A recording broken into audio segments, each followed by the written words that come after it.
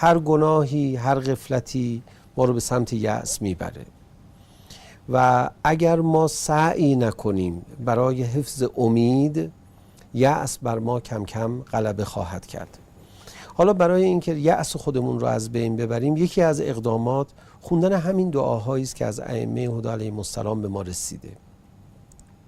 در این دعاها عباراتی تعبیه شده که این عبارتها رسما تلقین امید میکنه و میدونید انسانها به اندازه امیدشون به مناجات میپردازن.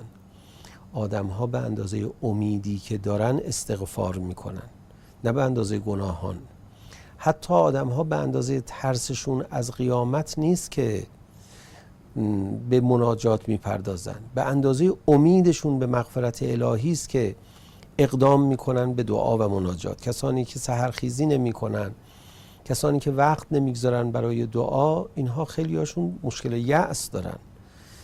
مثلا این فراز رو در دعای افتتاح ببینید: فکم یا الهی من کربت قد فرجتها و هموم قد کشفتها و عثرة قد اقلتها و رحمة قد نشرتها و حلقة بلاء قد فککتها.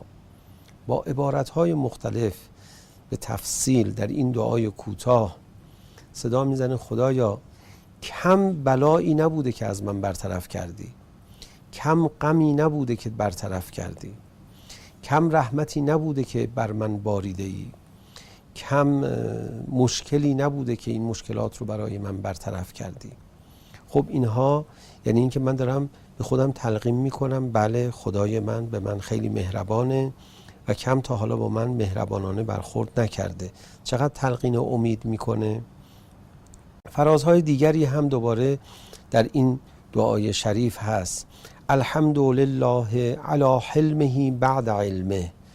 ممنونم اون خدایی رو که با اینکه میدانه اما بردبارانه برخورد میکنه با گناهان من. و الحمدلله علی عفوه بعد قدرته. با اینکه قدرت داره بر من ولی عفو میکنه. سپاس اون خدایی رو که غضبش رو کنترل میکنه و در حالی که میتونه غضبش رو بر سر هر کسی بباره حق هم داره. این عبارت ها امید رو در انسان چقدر زنده میکنن. کافی نیست ما بگیم ما جزو بندگان امیدوار خدا هستیم. خب بیایم این امید رو بر زبان جاری کنیم. وقت میبینید که چقدر این امید تقویت میشه و چه آثار خوبی به دنبال خواهد داشت. و الحمدلله الذی لا یهتک حجابه ولا یغلق بابه ولا یرد سائله ولا یخیب عامله. ممنونم اون خدایی رو که هیچ وقت امیدوار خودش رو ناامید نمی‌کنه. ارتباط این امیدواری با ظهور حضرت، با تمنای فرج، ارتباط این امید چی هست؟ ببینید ما در ادعیه نمیخوایم یا در این دعا به طور خاص نمیخوایم به دو موضوع بپردازیم.